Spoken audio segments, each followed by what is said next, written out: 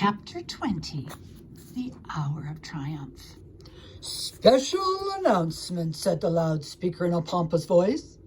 "The management of the fair takes great pleasure in presenting Mr. Homer L. Zuckerman and his famous pig. The truck bearing this extraordinary animal is now approaching the infield. Kindly stand back and give the truck room to proceed. In a few moments, the pig will be unloaded in the special judging ring in front of the grandstand, where a special award will be made. Will the crowd please make way and let the truck pass? Thank you." Wilbur trembled when he heard this speech. He felt happy but dizzy. The truck crept along slowly in a low speed. Crowds of people surrounded it, and Mr. Arable had to drive very carefully in order not to run over anybody.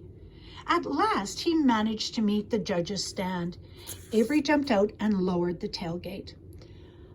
"I'm scared to death," whispered Mrs. Zuckerman. "Hundreds of people are looking at us." "Oh, cheer up," replied Mrs. Arable. "This is fun." "Unload your pig, please," said the loudspeaker. "All together now, boys," said Mr. Zuckerman.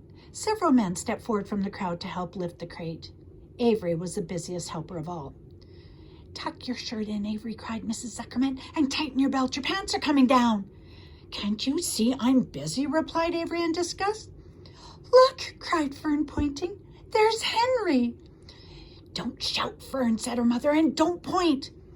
"Can I please have some money?" asked Fern. "Henry invited me to go on the Ferris wheel again, and I don't think he has any money left. He ran out of money." Mrs. Arable opened her handbag. "Here," she said, "here's 40 cents. Now, don't get lost, and be back at our regular meeting place by the pig pen very soon." Fern raced off, ducking and dodging through the crowd in search of Henry. "The Zuckerman pig is now being taken from his crate," boomed the voice of the loudspeaker. "Stand by for an announcement." Templeton crouched under the straw at the bottom of the crate. "What a lot of nonsense," muttered the rat. "What a lot of fuss about nothing." Over in the pig pen, silent and alone, Charlotte rested. Her 2 front legs embraced the egg sack. Charlotte could hear everything that was said on the loudspeaker. The words gave her courage. This was her hour of triumph. As Wilbur came out of the crate, the crowd clapped and cheered. Mr. Zuckerman took off his cap and bowed. Lurvy pulled his big handkerchief from his pocket and wiped the sweat from the back of his neck.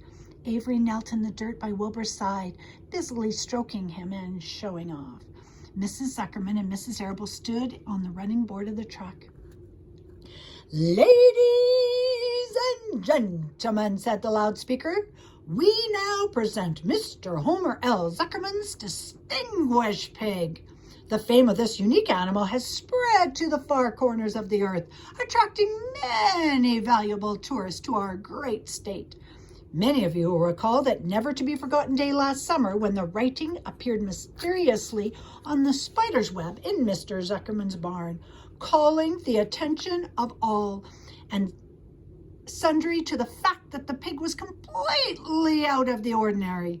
This miracle has never been fully explained, though learned men have visited the Zuckerman pig pen to study and observe the phenomena.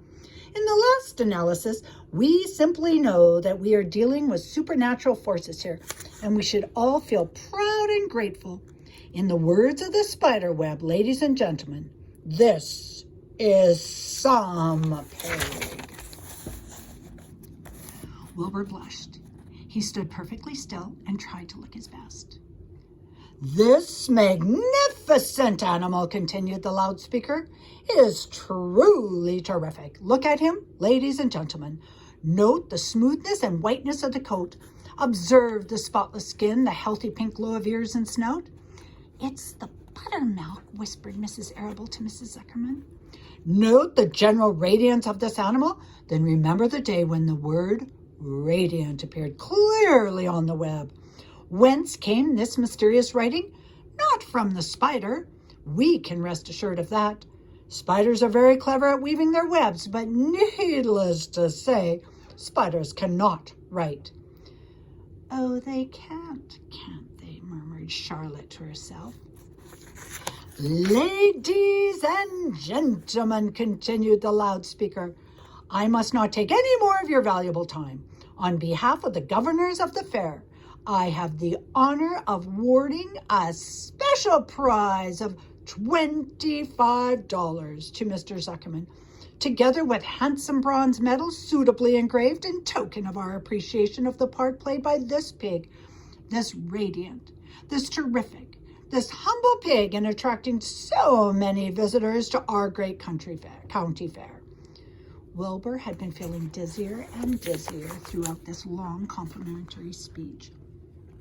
When he heard the crowd begin to cheer and clap again, he suddenly fainted away. His legs collapsed, his mind went blank, and he fell to the ground unconscious. What's wrong? That's the loudspeaker. What's going on, Mr. Zuckerman? What's the trouble with your pig? Avery was kneeling by Wilbur's head, stroking him. Mr. Zuckerman was dancing about, fanning him with his cap. He's all right, cried Mr. Zuckerman. He gets these spells. He's modest and can't stand praise. Well, we can't give a prize to a dead pig, said the loudspeaker. It's never been done. Oh, he isn't dead, hollered Zuckerman. He's fainted. He gets embarrassed easily. Run for some water, Lurvy. Lurvy sprang from the judge's ring and disappeared. Templeton poked his head from the straw. He noticed at the end of Wilbur's tail within reach. Templeton grinned. I'll tend to this, he chuckled. He took Wilbur's tail in his mouth and bit it just as hard as he could bite. The pain revived Wilbur. In a flash, he was back on his feet.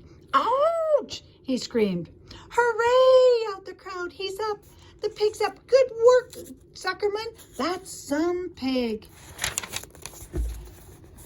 Everyone was delighted.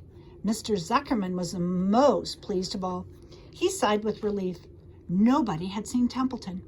The rat had done his work well. And now one of the judges climbed into the ring with the prizes. He handed Mr. Zuckerman 2 $10 bills and a $5 bill. Then he tied the medal around Wilbur's neck. And then he shook hands with Mr. Zuckerman while Wilbur blushed. Avery put out his hand and the judge shook hands with him too, and the crowd cheered. A photographer took Wilbur's picture. A great feeling of happiness swept over the Zuckermans and the Arables. This was the greatest moment in Mr. Zuckerman's life. It is deeply satisfying to win a prize in front of a lot of people. As Wilbur was being shoved back into the crate, Lurvy came charging through the crowd carrying a pail of water. His eyes had a wild look. Without hesitating a second, he dashed the water at Wilbur.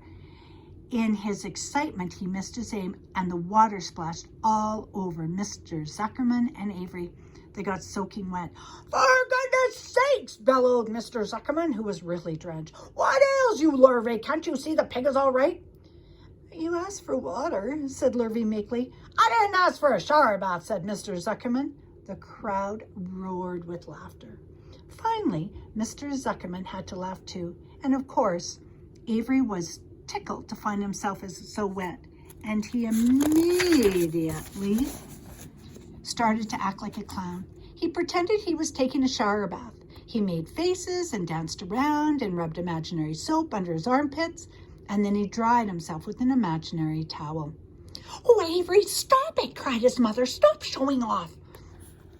But the crowd loved it. Avery heard nothing but the applause. He liked being a clown in a ring, and everybody watched in front of the grandstand. When he discovered there was still a little water left in the bottom of the pail, he raised the pail high in the air and dumped the water on himself and made faces. The children in the grandstand screamed with appreciation. At last, things calmed down. Wilbur was loaded into the truck. Avery was led from the ring by his mother and placed on the seat of the truck to dry off. The truck, driven by Mr. Arable, crawled slowly back to the pig pen. Avery's wet trousers made a big wet spot on the seat.